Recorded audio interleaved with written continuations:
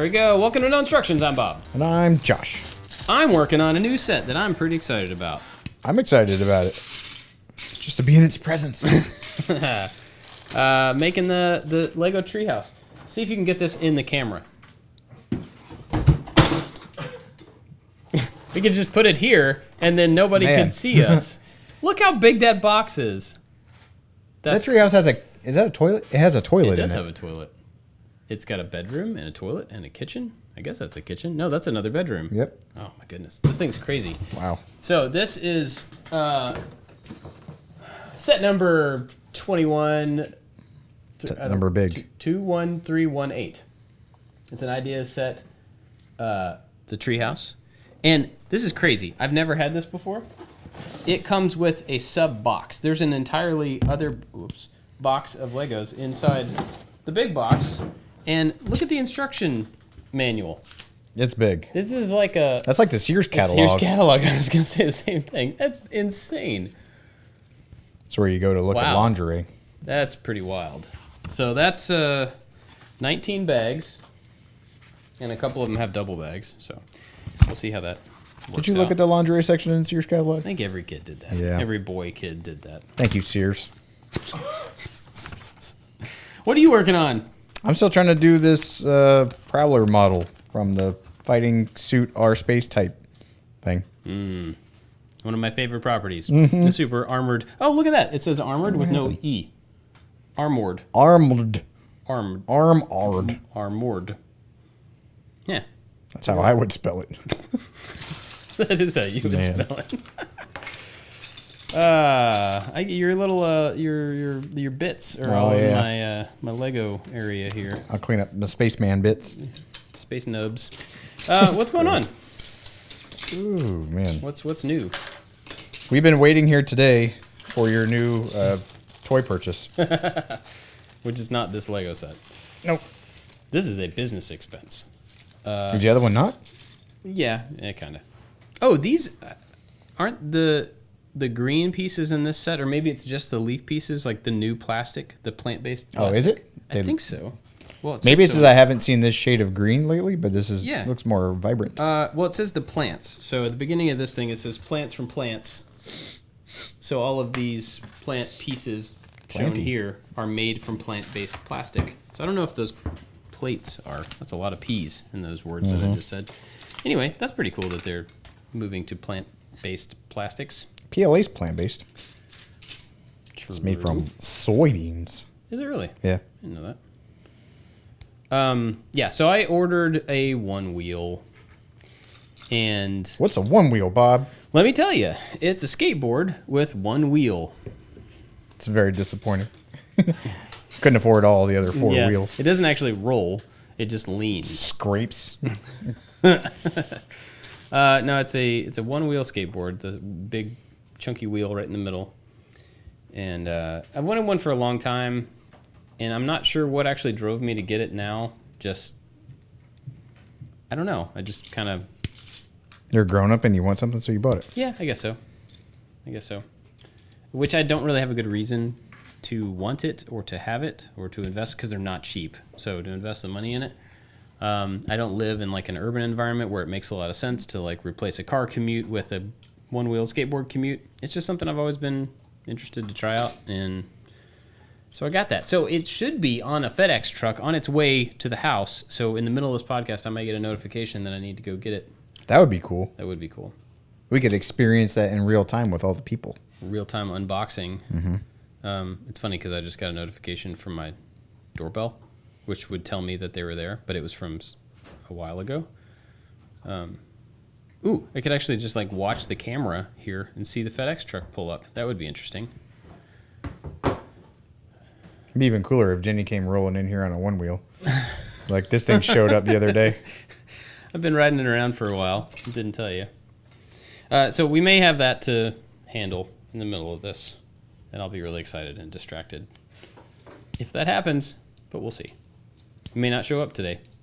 It's a lot of cool stuff for you over there. You got big, huge treehouse model. You got a one-wheel coming. Yeah. Got R2-D2 sitting right there. Yeah, been working on R2 a lot. Actually just ordered some more parts for R2 some of the light, all of the light panels for the dome. So theoretically, pretty soon I should actually get some stuff lighting up, because I think it's kind of a plug and play. There's a little Arduino and then a bunch of pre-made LED boards that are fit to those things, the right colors and all that stuff. And so I think I should be able to just like mount them and power them. Should be good to go, which would be nice. And then you can control. It's just the lights, no sound though, right? Right. Yeah. This is just the dome lights. So it's a very small part of the entire electronics package that's needed for this thing. But, you know, it's a start. So, and the dome's starting to look like R2, which is pretty cool. Like I glued on some blue panels. I polished up the silver. So it's beginning to take shape, which is really exciting for me. But, yeah. Well, what's up with you?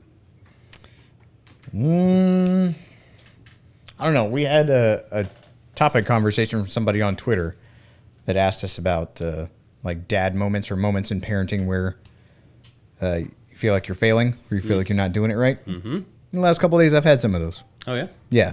You want to share specifics? I think we can, because I don't think on here it's considered whining. I think it's relatable. Okay. That's how we'll do this. Sure. Sounds good. But I mean, you've been a dad longer than I am. You're significantly older than me. Hey, now. And that's what we do. We help each other out. Yeah, for sure. So the last couple days, I mean, it's mostly been probably a mixture of my attitude and my kids' behavior. But I mean, I have just been really short with them.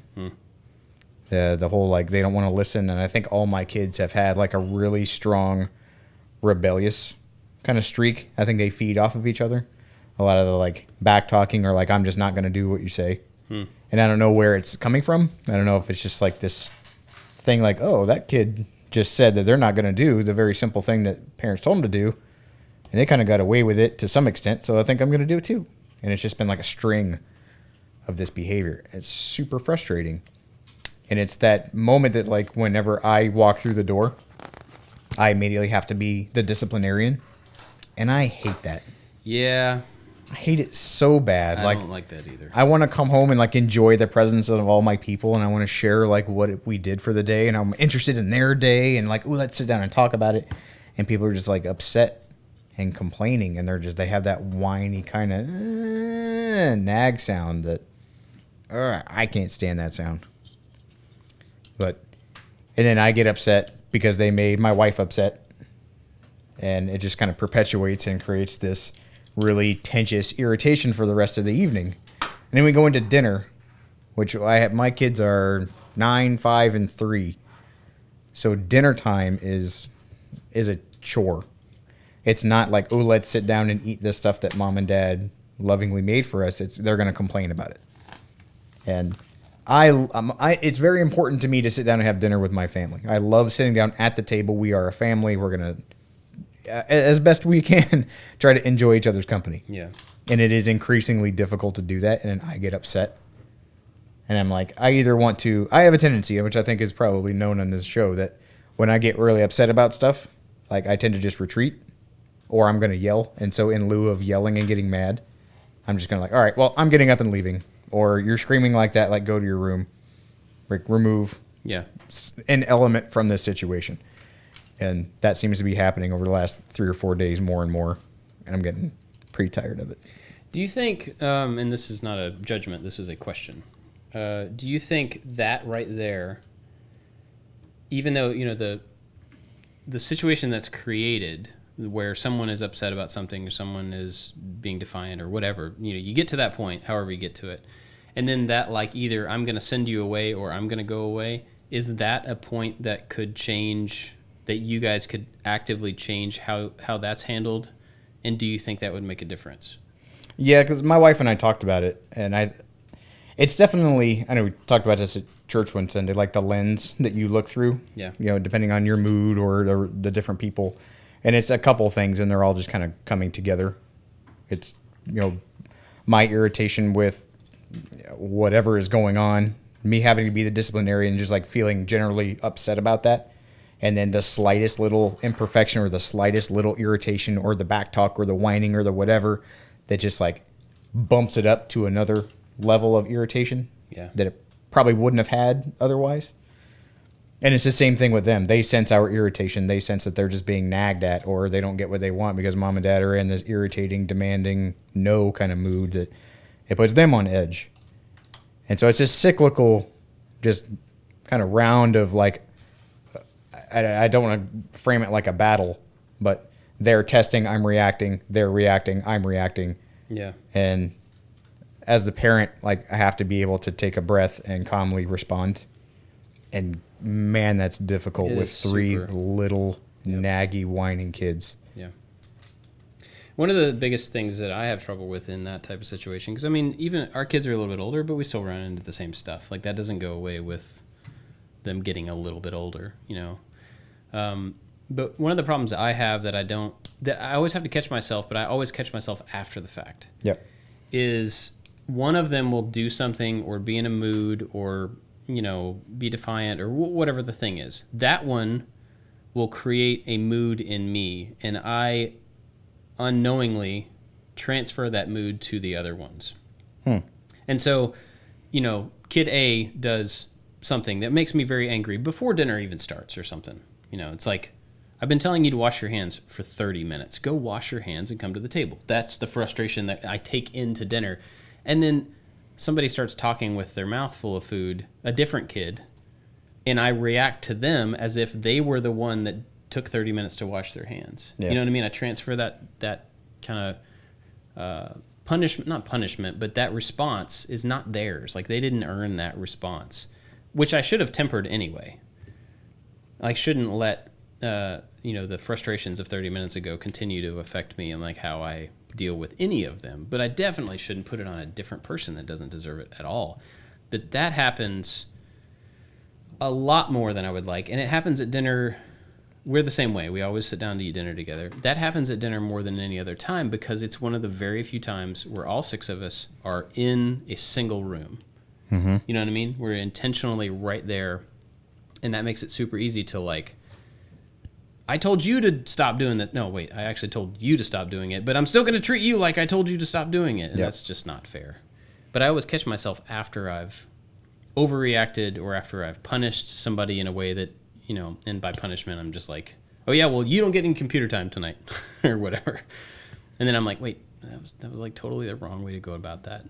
It's really hard in those situations to get to that calm that you're talking about, you know, to like break that cycle of I have a natural reaction to something and I just want to get my word in and get my reaction out, to break that and step back from it a little bit. Because when you can do that, it definitely diffuses the situation a little bit. Probably lets everybody put their guard down a little bit instead of everybody getting defensive and everybody worrying about everything. It's just really hard to do. Do you apologize to your kids? I do. I try to always do that. This was interesting. Kind of unrelated, but related to apology. So last night, my oldest he gets distracted a lot. Where like, you know, I'll look him in the eye and say, look, man, I need you to set an example for everybody else.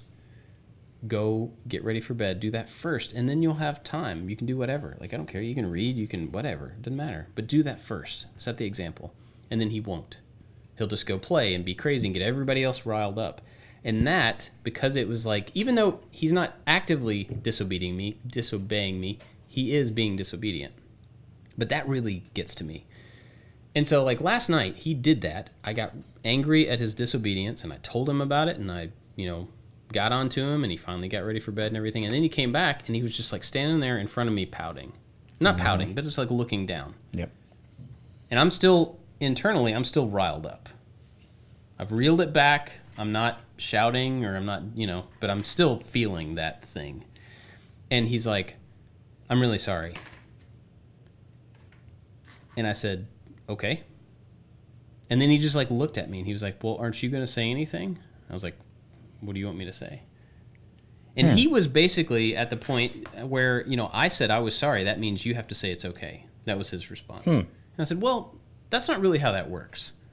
He was like, but every time we get in a fight, you make us apologize to each other and we always have to say it's okay. And I'm like, yeah, that's practice for you. Because you both have to learn your part of a conflict. that you should apologize and that you should accept apologies. But just because you say you're sorry doesn't undo hurt. It doesn't get rid of, the stuff that happens when you make a choice. Like, that stuff is still there. And I was trying to explain to him that, like, I'm glad you said you're sorry. I'm glad that you understand that you should regret your behavior, but I'm not done with it yet. And, like, it's okay for me to, I told him, like, straight up, I love you. I will be fine. I'm not going to hold this against you. But right now, 5 minutes after the fact, I'm not done with it yet. Yep.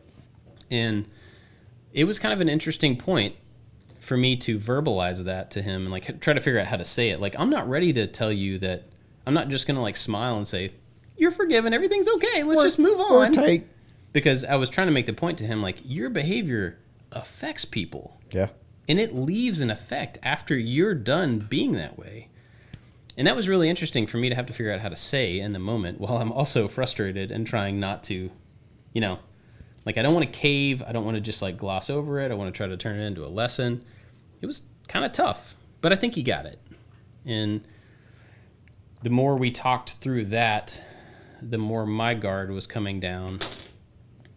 And I think that helped, I think that's a very important point, that, like, just because you think it's over, or just because you've made amends in your head, doesn't mean that the other person has been able to process it. Right. And I think that's extremely important that we reflect on that lesson too. Because whenever they come to, like, my son came to me, I got onto him, and he, like, hangs his head and does his, like, very theatric pouting. Yeah. Yep. And I'm like, okay, that's enough of that. Stop that pouting and go on that way. And I'm like, well, I'm just trying to force onto him what your son was trying to force onto you. Mm-hmm. And it's a reflection of, like, I just failed. I think I just failed. Not the fact that I had to discipline, because I mean, there's behavior that needs to be corrected. And that's what I try to talk to my son about. And we've talked about it on here. They pillow fight. I hate pillow fights. No good comes from pillow fights. Somebody that is true. Gets hurt. Every time. It's not like, oh, it's a pillow, I can't hurt them. False. People get legitimately hurt. And they have. And then I'm like, there is absolutely no pillow fighting in this house. It's stupid. It's unnecessary. You're going to get hurt. Somebody's going to cry. Then I have to do something about it. You're bigger than them. It's an unfair advantage. Don't do it. You think you're being kind by not hitting them with an actual bat. You're hitting them with a pillow. But that's not how that works. Yeah. It still hurts. And so my wife and I are upstairs after a pretty, somewhat contentious dinner. I'm upstairs just kind of decompressing. Like, they're down there having fun. Let them have fun. I don't want to spoil that by just my leftover irritation. Mm-hmm. And I hear my middle son go, don't hit me with that pillow. And I'm like, this is the third time, probably within a month, I've had to go down there and, like, look my son in the eye and explain this to him. And I've explained why. Okay, Dad. Okay, Dad. And then I go down there, and he's got, like, pillow in hand, like in a cartoon, wound up. And he's, like, freezes when I sneak down the stairs and I see him. I'm like, what are you doing? We're just having a pillow fight. And I don't lose it. I'm trying to maintain, because my wife and I have had this conversation. Mm-hmm. But I did that, like, you are going to know I am holding back by my muted tone and my raised eyebrows. And then they put the pillows down. And then I've noticed that I do like my knife hand. I normally don't do a knife hand kind of military talking to drill sergeant kind of thing. But man, when I have to mute and I have to lower my voice and I got to talk to you through gritted teeth, my knife hand comes out. And I'm not, it's not to strike him. It's to make a point with all of my fingers in this general direction. It's like pointing 5 times. It's like when Voltron shoots the lasers out of the lion's mouth. I'm trying to shoot my emphasis out of all of my fingertips. And I'm like, you will get in bed right this second. You are done. There is no pass and go. There's no books. There's no this. There's no this. There's no that. I'm like, no, we are done. And then we're not done. Because it's never that. You're just never done. And again, I'm like, this is a thing that I know I've had to learn. I'm a very efficient person. I I treat things like little robots. And I know that people are not robots. And I know especially my children are not robots. But I'm like, okay, you go do this. You go do this. You go do this. And you go do it in this manner. And then we will be done in 5 seconds. And then boom, we will all be finished and everything will be great. And then they just laugh at me and they run away. And I'm like, no one listened to a single thing I said. I had a plan. The perfect system is breaking down. And that, I think, is my biggest frustration. Is because I have this illusion like everything is a math problem to me. Right. Everything can be solved. I'm in the same spot. And I'm like, okay, so bang, bang, bang, bang, bang. Everybody's happy. Congratulations. We can all go run and holding hands in a meadow now. And then they just, a little bit of drool falls out of their mouth, and then they run into the wall, and then they run away. And I'm like, no, everything was perfect. There's a break in the code. There's a glitch in the matrix that just prevented you all from executing this precisely efficient and perfect executable plan. And you just didn't do it. But I mean, and you don't care. You know why that's wrong. I know why that's wrong. I do too, but I constantly feel the My exact same brain does not know. And the worst is when I'm looking at them, I'm like, okay, this is what's going to happen. I'm going to tell you not to do this thing. I can see that you're thinking about doing it. It's going to be wrong because of this, this, and this. Don't do it like that. Do it like this instead because I know this is going to happen. They're like, yeah, okay, Dad. Thanks. Sure thing. And then they walk around and they do the exact. Yep. I attribute it like being on Jeopardy. And then they have the easiest question. I'm like, oh, what is Pythagorean theorem? And they're like, wrong. I'm like, what? Hold on. And then Alex goes, it's what's Pythagorean theorem. I'm like, well, yeah, I know that. I said that already. And they're like, nope, you're wrong. And so I am a contestant on Jeopardy, just like hearing the and then them just regurgitating my correct answer back at me 10 minutes later when someone's crying. I'm like, this is not how this is supposed to work. But again, they are not robots. Yeah. And my very stoic analytic mind, it's like, oh, I have some wisdom to bestow on you children. Come, lo, take heed. And then they just laugh and they run away. Yeah. Do you remember specific examples from your own childhood where you were there in their position, where you did that exact same thing? No, because I was dumb and I was a child and I probably wasn't listening. But it happened, right? Probably. But yeah, that's my point. I'm though, imagining that, so. That happens, and like they don't even know that they don't know. Like I don't think they're necessarily trying to be defiant. I don't think my kids have the spitefulness to just I'm actively going to ignore what you're saying. I don't think it's that. It's just that like they don't even realize that there's a chance that we might have any clue what we're talking about. I don't. I think they. Just I think at this age, from what I understand about people who have older children or teenage children, like I think, I'm speculating here, that there will be a point when they will go, okay, I hear what you're saying, but I think you're dumb and that you don't understand the conditions in which I, as a teenager, are put in. And then they hit the exact same things because history repeats itself. And then after the fact, they were like, oh, well, I guess maybe you kind of said that. I think I agree that our kids are maybe too young to be so brazen as to think that our advice or our caution is stupid or is irrelevant. Right.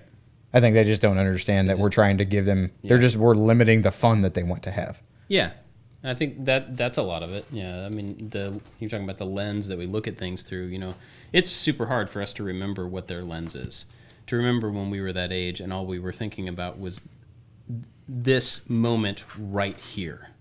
Because that's what it is. I mean, like kids don't think about tonight. They don't think about tomorrow. They don't think about if I do this, then that will increase my, chances that I get to go get this thing that I want. Or they don't think ahead, even moments, typically. And that's the one thing, we've talked a lot with ours about, just like, I want to be able to do certain things with you, and I have to withhold those things, those extra fun things, based on your behavior. Like, you can't blatantly not do what I'm asking you to do and then turn around and get ice cream or turn around and get a movie. That, like, those two things are unrelated in their mind. Yeah, which I see that. But like they don't get it, and that's super frustrating because I want to be able to like, here's the equation like you're talking about. I want to be able to lay this out in front of them, and we try this all the time.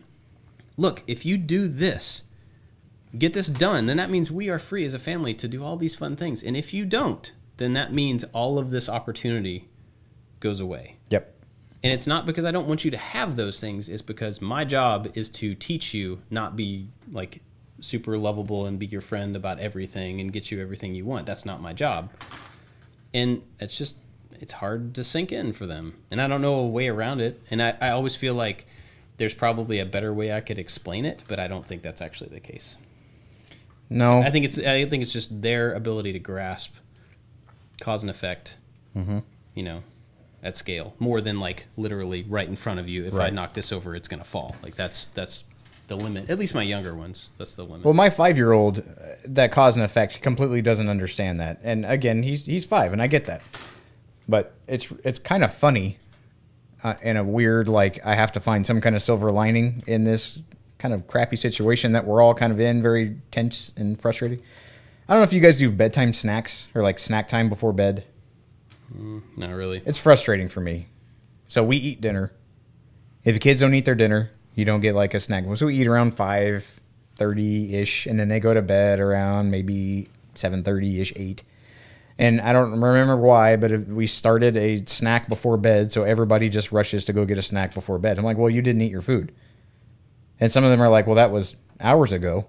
I want a snack right now. I'm hungry. I don't understand that cause and effect. Right. And then we're like, well, if you're not going to eat your food right now just because you're pitching a fit, then you're not going to get that snack and you're just going to go to bed. And if you're cool with that, if you understand those consequences, if that's your part of the contract, then great. Have a good night. Go play. And then my 5-year-old routinely doesn't eat dinner. And like I'm wincing right now. It's so frustrating. They're like, I just want to have a meal all together. Please eat. And he doesn't. So I'm like, well, you're not going to get a snack, man. You're probably just going to go to bed because I'm frustrated with you and you're keeping me from having this moment. And then I make it very personal when it really shouldn't be that personal. Which is something that I have a really hard time with, like letting little things go because, again, I think that it's all a part of this like 10 billion piece puzzle. And if I let one of the tiny pieces go, they could have been a corner piece. This could have been the piece that allowed me to make the castle. Now I don't know what these gray pieces are because I let the little thing go a long time ago. And so then I'm like, well, buddy, you don't get a snack. And he's like, what? When it's snack time. I'm like, yeah, we've been over this. We've been over this many times. This is not new. And so now he's like, he's confusing things. He's like, so I don't get breakfast? Like, yes, you can have breakfast. That's tomorrow. He's like, but I want a snack. I'm like, that's not the same thing. He's like, so when I wake up, I don't get food? I'm like, oh my God, kid. I'm like, no, you can have breakfast tomorrow. And he's like, okay. Well, can I have breakfast now? I'm like, no, you can't have breakfast now. Like, you're trying so hard with your little tiny misguided logic to get what you want. That it's almost endearing. Like his tenacity is almost endearing. Yeah. If it weren't so infuriating. That's funny.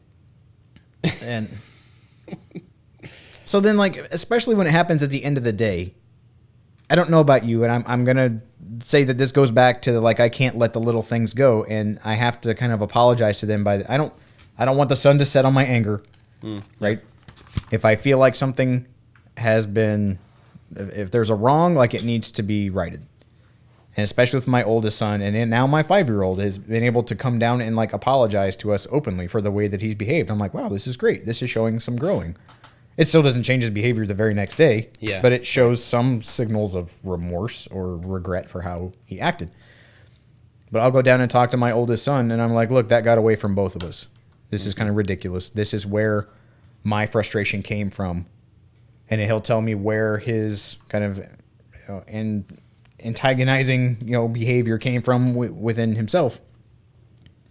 And without that, like, I stew in it and I go to bed and I can't have that time like my wife and I just like hanging out in the evening. Like I'm irritated. I'm frustrated. I didn't get to say my piece. I didn't get to make amends because it's still so fresh when things happen in the evening.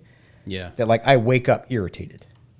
Like going to CrossFit. Like I go to bed thinking I'm a failure as a parent and I wake up thinking I'm like a failure as a human because now I have to think of all the things I have to do for the day.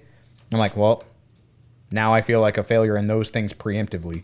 And like it affected me going to CrossFit this week because I'm like, I probably can't do those things either. Oh. And it's just, it festers and it impregnates all of these other completely unrelated things.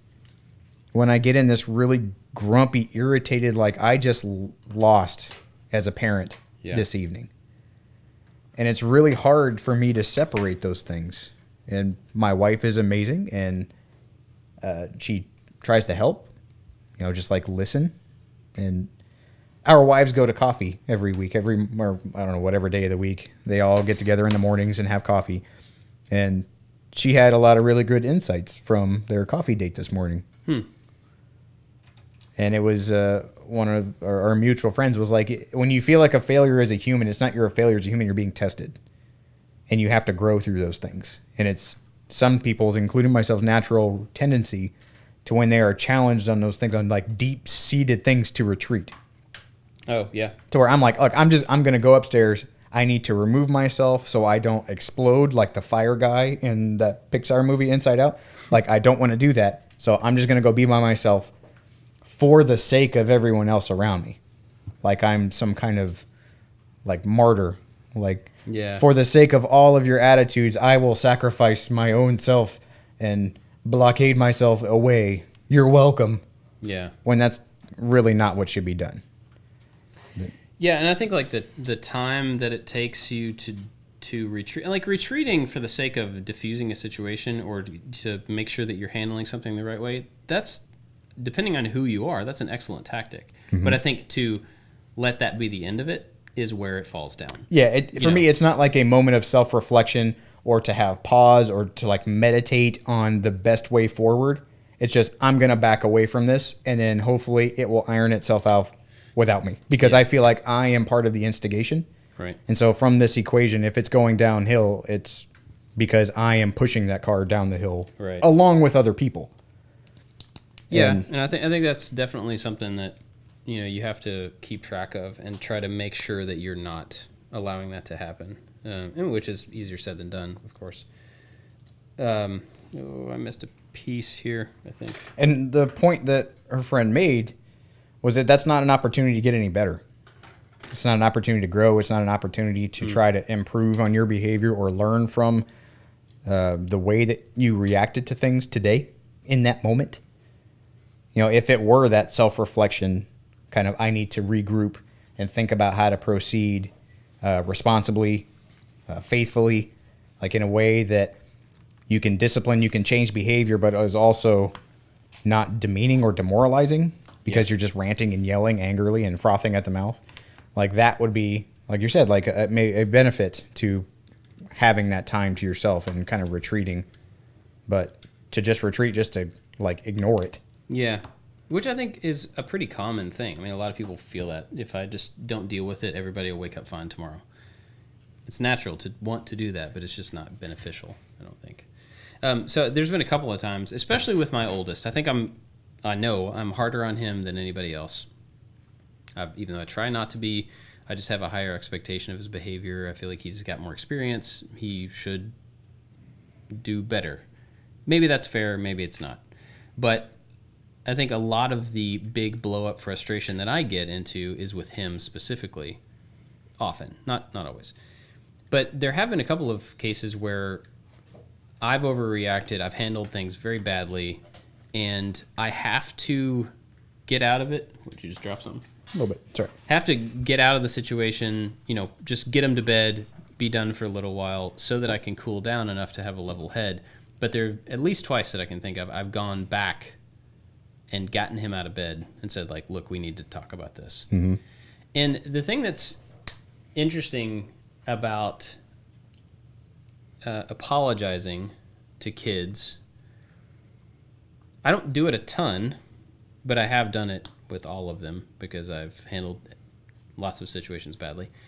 But I think when you apologize when you do something wrong, it maybe reinforces when you're not doing something, like when your anger is justified.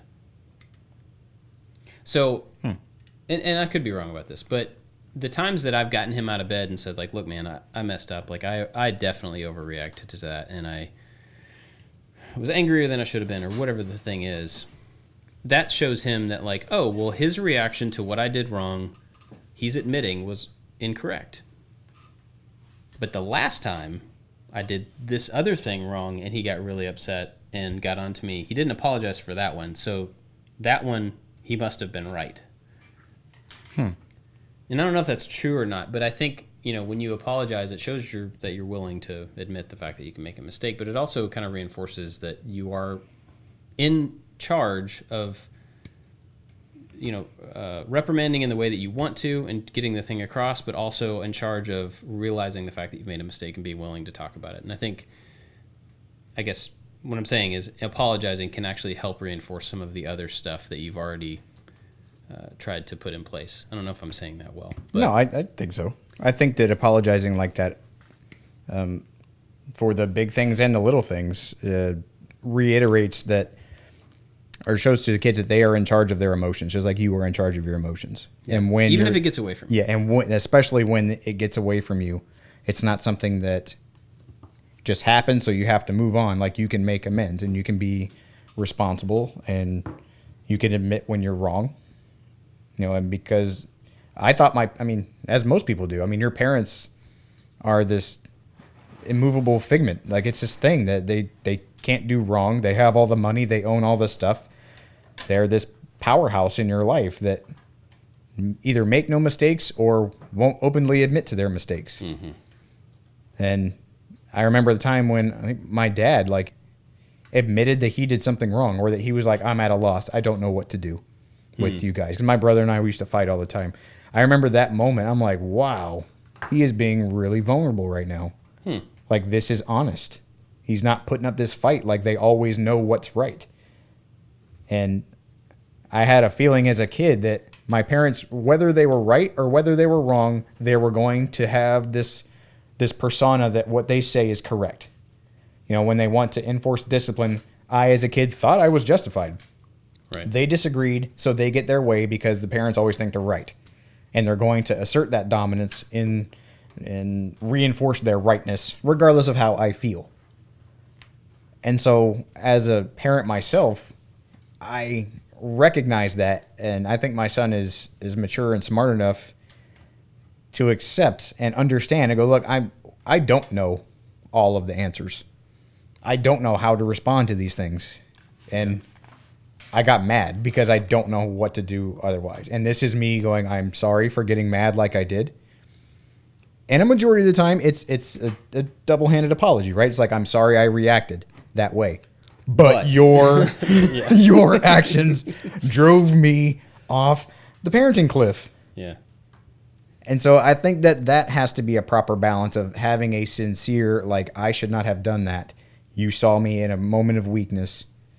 I hope you understand that as a parent yourself, you are going to have these moments of weakness, and it may give you pause. Or the humility to go and admit it. And instead of going like, but you're kind of like a butthole, like all the time, and it's all your fault, and me and your mom were better off without you. Like, that's not the point. Yeah. Is honesty. Like, if anything that my mother in particular taught me is that I knew that I could be honest. I knew that she would be as honest as she could with me and with us. And there was a level of mutual respect beyond just like her being my mom, of her being like a person in general I could turn to. And I could seek, wise counsel, because she would always be honest and tell me what was going on. And that's not to say that she didn't overreact to the stupid things I did. It's not to say when she would get mad and she spanked us or tried to shove soap down my mouth when I said crap one time. And now I think back to those moments and I'm like, yeah, she was a person trying to figure it out. Just like I'm a person trying to figure out how to deal with these little creatures that are the worst kind of Jeopardy host. Like, they love us. Yeah, they drew me cute pictures. Like, I love these pictures. Thank you. Like, can I trade in all of my pictures for one? Like, you know what, Dad? I'm going to eat over my plate every day. Like some kind of currency. Like 6, I love you, Dad, welcome home hugs is equal to like, oh, I'll clean up the milk on the table. Like, can I trade those in for that? Yeah. Yeah. But you can't. No. And so you love the silly finger paints. Yeah. And dinner time. Man, dinner time. Dinner time's tough. And And I mean, I don't know. It's totally worthwhile, right? I mean, that forcing everybody to be together in... Oh, as to compare it to like having two separate dinners? Well, yeah. I mean, I think there are a lot of people that's just easier. Or like they'll eat and then like leave the kid at the table and they'll get up and go do things. And I mean, okay, well, I'm thinking a bunch of different things at the same time. For us, like we've always been probably overbearing about food. And it's not a judgment on anybody else and how they handle meals, because everybody and every family and every kid and every food is different. But like we are just like, I don't care. Eat your food. You don't have a choice in this. And it's overbearing to the point to where like one of our kids, when he eats a piece of squash, he gags. And it's not a fake gag. It's like a legitimate, I'm going to throw up at the table because this texture just does weird things for me. Jenny still makes squash and puts like one piece on his plate. Like this time it's just not going to make him gag, you know. But whereas maybe that one we should let go. But we just like forced that stuff, and we forced, you know, from when they were little, it was like, you eat vegetables. You don't have a choice. You don't get to be choosy. You don't get to be picky. This is what we eat as a family. We're all going to eat it, whether everybody likes it or not. And I think that does have some benefits to be that hard-lined about certain things. But I also know that we're probably overbearing to a point. Where I was going with that is that sometimes that means we are all at the table together while someone is getting through their food that they really, really don't want to eat. Yeah. But we actively make the effort to, like, dinner time is when we are at the table. Not that some of us are at the table until the other ones are done and then half of us leave and the other ones are stuck here forever. Because I think that's easier. Like a parent could be like, well, you have to sit here until you eat it all, so I'm going to scarf mine down real quick and leave. And then you have to stay here and eat. So we can't always do this, but we try to, like, if you're done, you get to sit there and enjoy our conversation. And you get to sit at the table, and we're all going to be together for this time, even if it takes a long time for everybody to get through their food. And, that has its ups and downs, but I always felt like that was a little bit better of a protocol than just like, if you throw a fit and you're making it miserable for everybody, then you just won't eat. Like that doesn't work for us. But I know a lot of other people who they just like, okay, you don't eat and you don't get another chance to eat and this is it. Or like take your plate to your room and finish it in your room. I mean, that would never work here, but I know people who've done that. I know people who have like had to stay at the table by themselves until like midnight till they ate their fried chicken. Oh my God. Stuff like that. Like we can't pull that off. I don't think that's good for us, but. So I have this deep-seated thing that I hate having my time wasted. I feel like it's not even that I feel, it is our most precious resource that you can't get back. Right. And so I want to be doing something. I want to be engaging.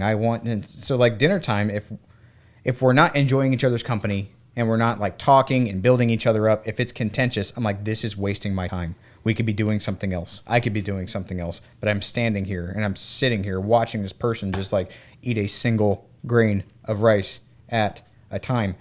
And man, I hate that. Can I challenge you? Yeah. I'm the same way in that I like to be productive. I have a really hard time sitting still with nothing to do, whether it's with people or without people or whatever. In those moments where you feel like we could all be doing something better than watching this one eat, the thing that you are doing, the productivity there, the investment that you are doing there is getting that person to understand their choices, what they've been blessed with, like the food, the fact that they have food there, how them not eating that food is affecting other people. And I don't think it's like a one-for-one, like they're going to walk away from the table being like, oh, I should have thought through that a little bit more. I should have been more considerate. It's not that. I think it's a compounding. You're investing some time into those kids in that moment, as frustrating as it is and as wasteful as it is. You're investing in them this compounding effect to realize that their choices affect stuff around them, people and food and whatever. So next time you get in that, like, okay, well, I just want to be out of here, try to think of it that way. which is, again, super hard to do in the moment when you're frustrated and you just want to get it from the table. But I have tried to get in a better place because bedtime is what's hard for me. Dinner is like, it has its frustrations. Bedtime is every single night frustrating for me. Like, I'm at the end of my day, the end of my rope. I'm tired. My back hurts. My this hurts. My whatever. I just want to sit down on the couch with my wife for the hour and a half that we get. Yep. And I want that. It's not that I don't want to be with the kids, but like at that point, I'm done. And when I try to get Do you feel bedtime like started, you've stamped your card? Yeah, which is not good. Right. It's not the right feeling, but I definitely feel that. That's clocked out. Bedtime is the thing that gets me, like mealtime probably gets you. And I'm bad at it. But it's just like, I just want to get this done. Like, just brush your teeth. It takes 2 minutes. That's all it takes. It shouldn't take 15 minutes to brush your teeth. Just get the thing done so that I can move on. And then I'm like, I just want to do that. And I want to do that. And I want this to be over. And okay, I'm focusing on the wrong person here. And so, that's where eating is to me. I'm like, right. You can eat faster. You have to eat faster. I had to eat faster. Therefore, you need to eat faster. We have to move on with things. You are taking far more than your allotted time. But I think those are the moments where I have to kind of get myself out of like, okay, you're being selfish because you're tired. Like, them brushing their teeth slowly or being distracted while they're doing it is really not that big of a deal. Like, it's in the scheme of things. They're not being efficient. They're not being super well behaved, maybe, but it's not as big of a deal as my internal clock wants it to be. So, but I'm still bad at it, even though I know that, which I guess doesn't really help. But my oldest son, we've been having troubles with him around bedtime. My middle son, I love this kid to death. That kid is like his mama. He will sleep at the drop of a hat. It's perfect. I'm like, buddy, it's bedtime. He's like, okay, I love you. And then boom, he's gone. yeah. My daughter will try to play a little bit. My oldest son now just, he's not tired. The kid loves to read. He loves to make comic books and to draw. And so he sits down. His room is in the basement. So he sits down there and just reads books, which I'm like, yay for reading books. But then he came up one night at like 10:45. I remember you saying that, yeah. And I was like, I'm thirsty. Like, what are you doing awake right now? Oh, I couldn't really sleep. It's hard for me to fall asleep. So, and we tried like the little melatonin gummies. Like, doesn't faze him. He just doesn't care. And he's like, I'm kind of hungry. I want to have a snack. I'm like, no. Like, you're invading that precious time. Yep. Our wind down, I can spend time with this woman that I chose to spend my life with. Like, I get her. I'm being selfish in that moment with just like, I want this to be just her and I. Yeah. I love you. I super love you. I'm going to love you a whole lot better in the morning. And he's like, so what you guys up to? And he does that thing where I'm like, all right, go to bed. And he like half like tries to look at the TV while he's walking, and he like walks into the wall. Okay, I'm going out. Yeah. No, be done. You shouldn't be awake right now. You're finished. I stamped your card. Like, you have clocked out. And he's like, well, I'm just not that sleepy, you guys. Does he get enough? Does he get a lot of exercise? And I think that's it. And he sleeps in. Oh, yeah. And I'm like, no. Yep. Wake your butt up so that you can be tired. You're not tired because you didn't do anything and you slip in. I'm like, homeschool kid? Yes, this is one of those moments where like, oh, it's because you homeschool your kids and they don't have to wake up to get the bus at 6 or 7 or whatever. Fact. Open acknowledgement. But I have his alarm clock, and I have been going down and waking him up. Like, if I'm getting up early, he's getting up early too. You'll be up. You take care of your lizard down there. Come upstairs, dressed. Let's eat breakfast. He and I. That's cool. Because you need to be tired. Yeah. You're Well, not. the reason I brought that up is because like our oldest, he'll be 12 next month. Crazy. And he definitely is the least tired of everybody when it's time to go to bed. And you can just see it. I mean, he's just still going, you know. And but since they've started playing soccer, man, those practice nights and those game nights, they're all out. And that exercise it's something I didn't think about, how much we were going to be doing soccer and how active they would be. But it's had a pretty significant effect. And we do so much of it. Every night, every day, there's something happening that usually by the end of the night, they all crash pretty hard, which is pretty cool.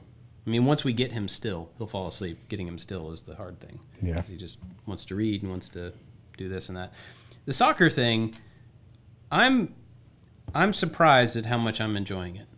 Really? I really honestly was kind of dreading, she signed all 4 of them up because they said they wanted to do it. And then we found out that they have practices 4 nights a week, games on Saturdays. And I was like, that sounds like so much. And they're not all at the same place. It's like you have one at this field and then 30 minutes later, one at that field, but they don't end 30 minutes. They end at the same time because they're different ages and they have different different length practices. And then sometimes we have games at different fields at the exact same time. We have out-of-town games. We have games on Sunday and Monday and Thursday now. Like, it's crazy. More than I expected. And so I was honestly dreading all of the go-around and everything. But it's been... It is a lot of work, to get everybody everywhere. And there's a lot of scheduling, and we don't do dinner the same way we've always done it. It's usually later or it's earlier or whatever.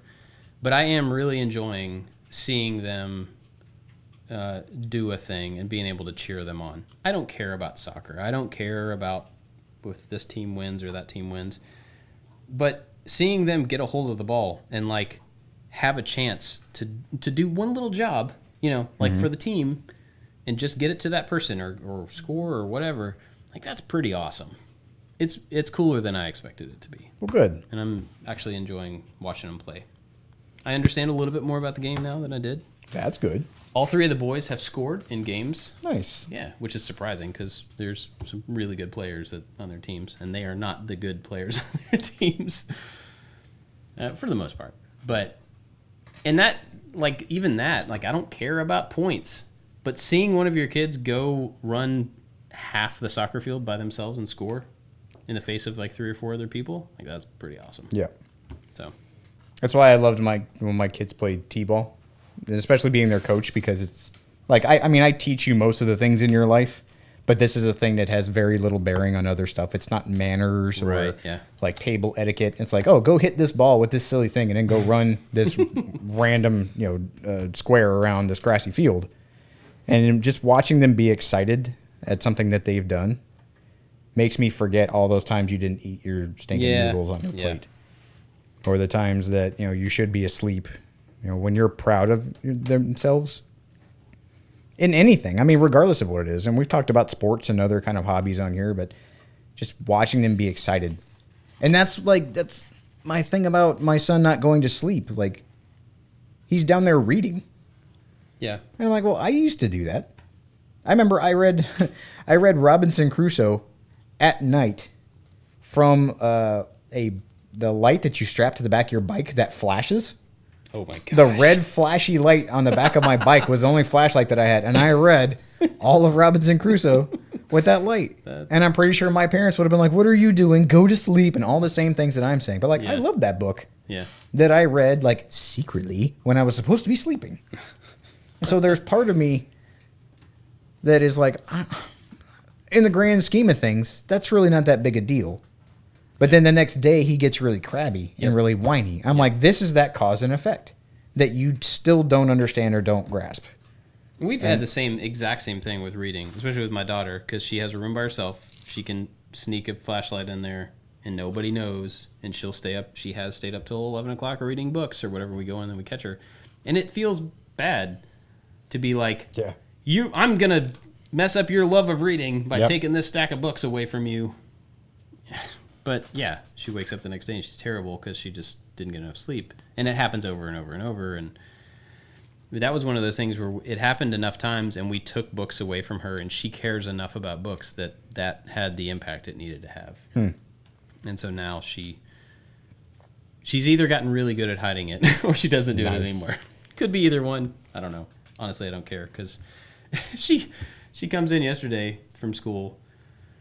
She's like you know her. She's like the one that just can do anything. Mm-hmm. And she comes in and she's like, here, I've got some papers from school, some graded stuff. And she hands me these 4 pieces of paper.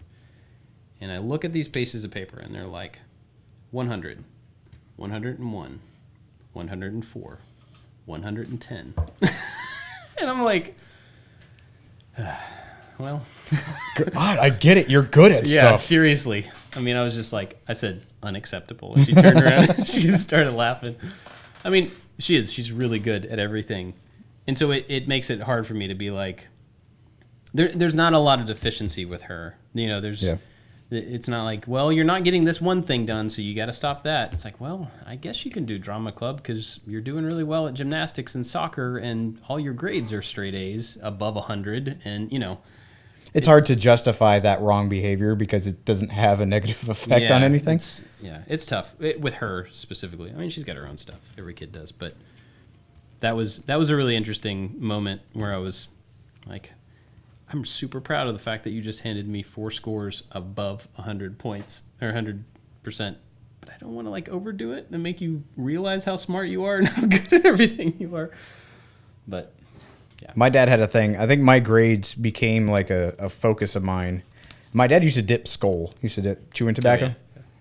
And he told me, we went to some program and I saw the guy with like no jaw. And I'm like, I dipped skull. And so I was like, Dad, you got to quit that. It's disgusting. It's gross and it's going to kill your face. And he, like, very strategically was like, okay, well, if you get all straight A's, the entire report card, then I'll stop. I'm like, oh, done. And I did. Like, it was the easiest thing in the world for me. It was like the 5th grade. So there was very low expectations, I imagine. And I'm like, there you go. I would show him every time I got a report card. He was like, okay, good job. And I'm like, you don't understand what you just did. You gave me a goal, and I'm going to crush it. And I did. And he's like, well, okay. I guess I got to do it. And he was so irritated, and he was like crabby and grumpy, and I just had this big smile on my face. I'm like, I'm helping. I did this to you. There was a kid that I went to school with, and it was probably around that same age, where there was some sort of a anti-smoking campaign at school, and his last name was Crabtree. I don't remember his first name was, but his dad smoked like a pack a day, and he hated it. And this, whatever the thing was at school, I remember him getting up in front of the class and saying, it was later, like down the road, he was like, I challenged my dad that if I could get this certain grade or certain something, he would have to stop smoking, but put all the money that he put into smoking into a jar. And if I got, or it was like maybe that was the deal for a few months or something. And if I got this grade, I got all the money in the jar. That's cool. And he did it, and his dad ended up stopping smoking from it, and he got like $400. Nice. And so he was trying to point out to the class, like, this could be financially beneficial this could to be blackmail really your good for parents. everybody, but also like, look how much money your parents are spending on cigarettes that they could be spending on other things. Pretty funny. Well, I remember when I came home from college one time, and there used to be this giant, huge, like novelty-sized jar of mints. Because every time my dad wanted to dip, he would just like eat a mint. Oh. And I remember the jar of mints wasn't there, and there was a little pack of Skull on the counter. I'm like, what are you doing? He's like, I'm a grown-up. Leave me alone. I'm like, no, we had a deal. He was like, yeah, and you're a grown-up now too. So leave me alone. So I don't know if he's fully regressed, but I remember having that conversation like, yeah, you're a grown-up now. Just leave me be. Stop guilt-tripping me. I don't have to put up with your annoying doe eyes anymore. Judgmental A report card. That's funny. Get off my case, toilet face. Toilet face? Have you ever heard that before? No. Yeah. Get off my case, toilet face? Yeah. Never heard that one. Look at this. So I guess this is like water, but you cover this. You put down this blue layer, and then you cover the whole thing with clear. Yeah, it's like shimmery water. It's beautiful. It's so beautiful. This is a very big base for this thing. This is 3 bags of just footprint, which is pretty wild. We are almost an hour in. I put this on backwards. Talked about kids and stuff for a long time. So I think all of that. Yeah. Thank you for this. And I think everybody out there, you're not a failure. I felt like a failure, and it took a lot of very nice, well-meaning people to openly admit and to convince myself that you're not failing. You're being challenged because you're a parent, or you're challenged at work, or you're challenged in your fitness goals, or whatever it is. You're being challenged, and you can't retreat. Retreating is usually never really the answer. That's true. You have to face those things head on, and you have to be better than the challenge. Because if you're a parent, like, this is not the only one you're going to face. Yeah. I can say that from the tiny experience that I have. When I go retreat, it doesn't solve it. The things don't magically go away. You just have to face them later. And So- honestly, they kind of get reinforced if you don't deal with them and you just ignore it and you come back to deal with it later. It's going to be harder to deal with for you and for the kid, I think. You know. And I think that facing it or enforcing it is not retreating to run away and to escape, but maybe pausing to try to seek kind of guidance or clarity. Mm-hmm. And then going back with a level head and talking to your kids. If you haven't ever apologized to your kids, I highly suggest doing it. It makes you feel better, and I think it's a net win altogether. It doesn't make you look like a weak authoritarian. I think it makes you look like a normal person who is trying to figure it out. Yeah, and who, I mean, admitting that you don't have all the answers actually kind of gives you, it shows that you have some wisdom, Yeah. I think that's a good thing. We've talked about this book before, but if anybody's dealing with this type of stuff, Scream-Free Parenting is a book that really talks a lot about this, and the whole thing boils down to separating your kid's action from your responsibility. And it's basically like, I don't even know how to explain it succinctly, but it helps you separate your reaction to your kids from their behavior, because those things don't have to be tied together, but they are naturally. And so it's a good book, and it just kind of gives you, I think, some clarity in mind about who you are separate from who your kids are and how you are in control of how you react and stuff. So And I definitely think it's one of those things that needs to be read periodically. Oh yeah. It's not a one and done. Nope. It's you read it and it will speak to the situation that you were in currently. Mm-hmm. So I mean, I read it one time and I go, I need to read that book again, because the tenets of it, and I guess it's not some like step by step process. It's the way that it changes your reaction and your outlook to your dealings with your kids. Mm-hmm. And it's healthy to have that kind of reiteration. Yep. Totally agree. It's good stuff. You got anything else you want to talk about? I don't know. How long are we talking? About like an hour. I finally finished Stranger Things season 3. Oh yeah. Yeah. Did you like it? I did like it. Well, that's good. And spoiler, in case you haven't watched it, you may want to cut this off here. But it's been out for like a couple months, so I figured it's probably not a big deal anymore. Yeah, I did like it. I mean, it was definitely different, but I liked how it all came together. Where do you think Hopper is? Do you think he's in the prison? Was he the one? The American that they talked about? I think so. I think because he's been such a positive character. Yeah. And I think he still has a lot to give. Before they showed that after credit scene, and it just, showed him gone, my first thought was maybe he knew that it was going to explode, so he jumped into the rift and went into the Upside Down. I thought about that before too. It exploded, and like the next season will be them trying to get him back, or him Or trying they to get got out him out. The Russians got him out. And that's why he's in the thing. They were already in there in another portal. Yeah, well, I wondered if maybe the portal that they had, maybe they had one in Russia, and then they had one there, and they were actually trying to use them as like a gateway? Yeah, like we can move stuff to the U.S. without anybody knowing. And so maybe they already had a connection between them, and he just That's a good jumped theory. through and then ended up in this prison or this, I Russian like that. whatever. I don't know. I liked it. What'd you think about the never-ending story sing-along part? That was pretty funny. It was kind of annoying, but pretty It funny. was a little annoying. I thought it was dragged out a little long. Yeah, It was entertaining. Okay, so I hope, and I don't know how many more seasons they're doing. I think 1 or 2. But I hope that they will make Will not look like he's 15 dressing like a 9-year-old.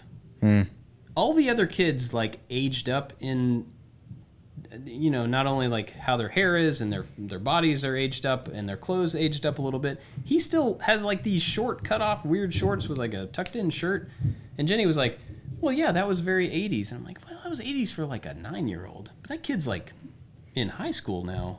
Maybe they're trying to reiterate that, Bowl like, cut, and I don't know. he was in the Upside Down and It kind of he broke was him. stunted or something. Like, Yeah, he was could snapped be. away and then came back.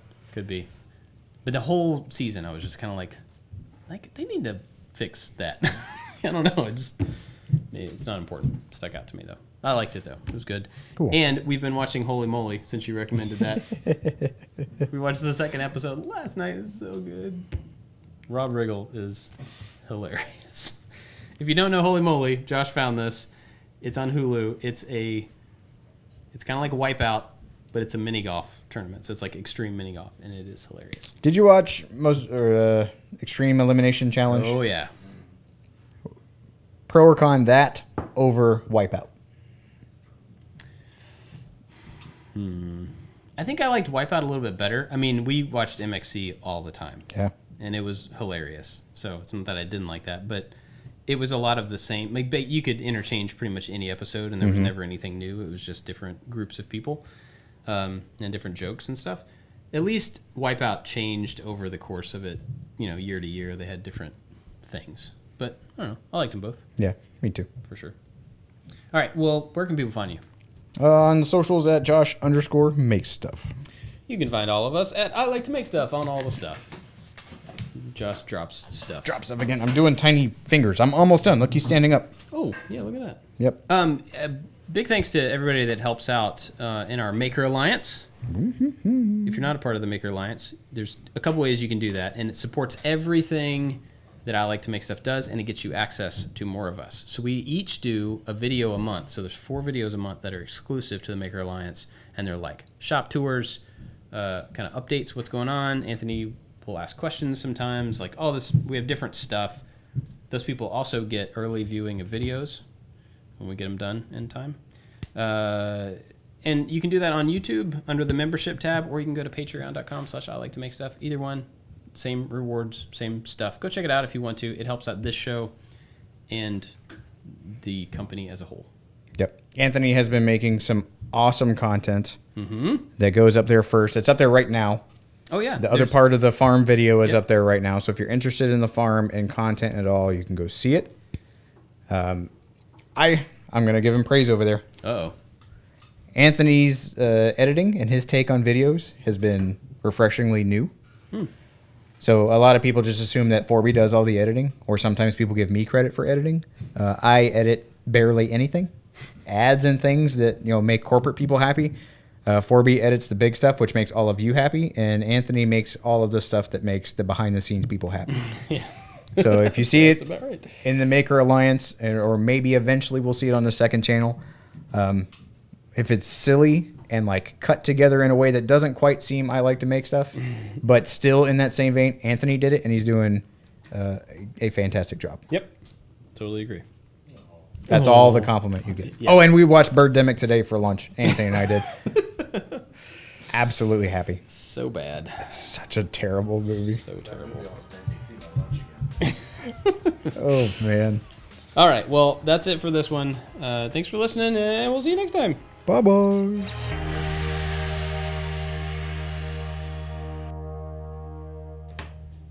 Good night and big balls. Oh, yeah. I forgot about that.